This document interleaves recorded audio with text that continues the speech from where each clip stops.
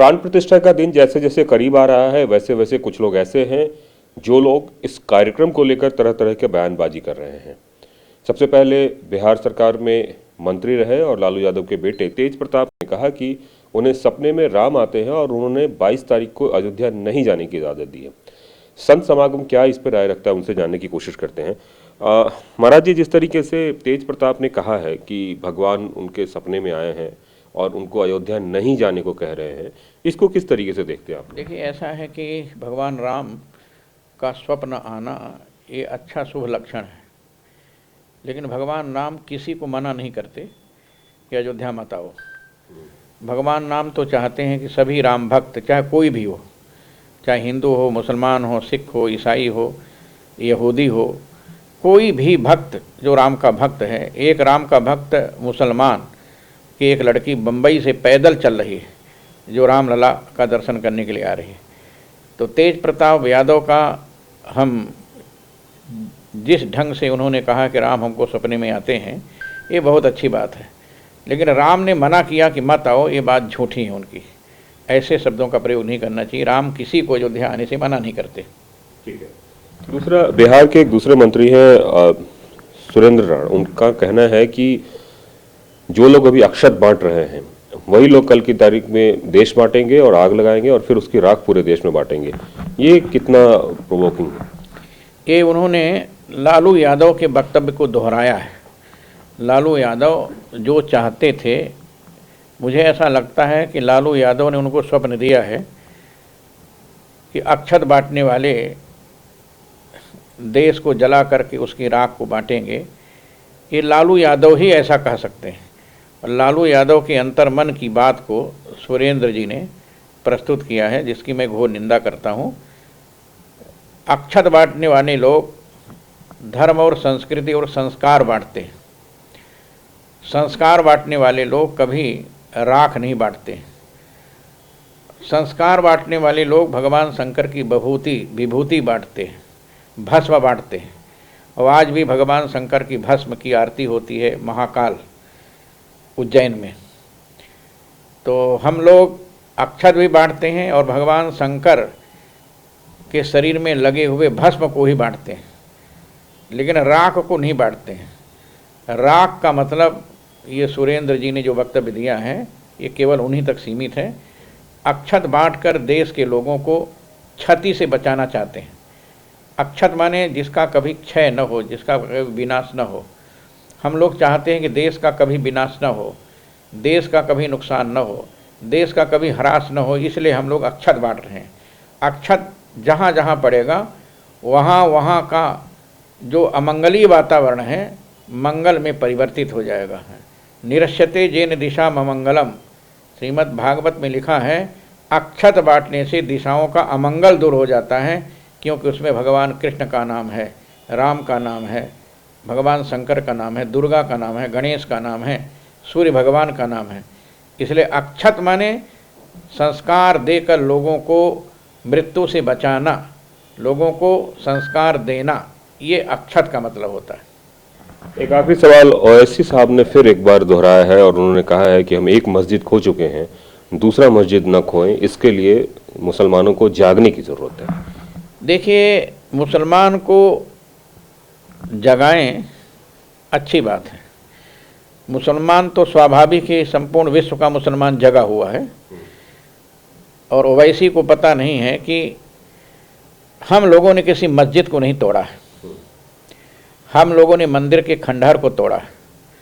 ओवैसी को शायद पता नहीं है कि राम जन्मभूमि में जो इनको मस्जिद दिखाई देती थी, मस्जिद का कोई चिन्ह नहीं था।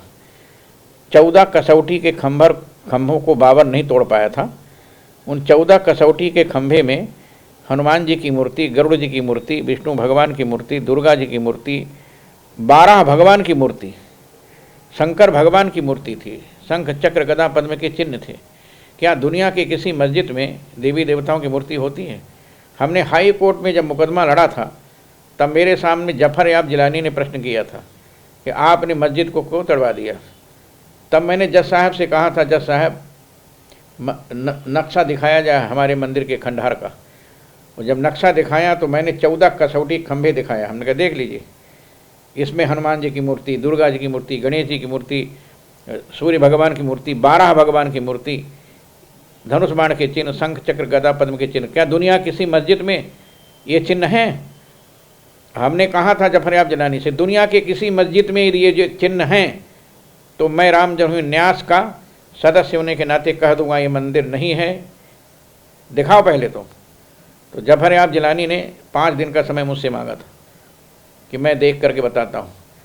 और 5 दिन के बाद जब जफरयाब जिलानी हाई कोर्ट आए और मेरे से बहस होने लगी, तब जज साहब ने पूछा वेदांती जी के प्रश्नों का उत्तर पहले दे दीजिए, क्या दुनिया के किसी मस्जिद में हिंदू देवी देवताओं की मूर्तियां हैं? तो जफरयाब जिलानी का वक्तव्य है कि कुरान में लिखा हुआ है बुत के सामने खुदा इबादत स्वीकार नहीं करता, बुत मानी मूर्ति।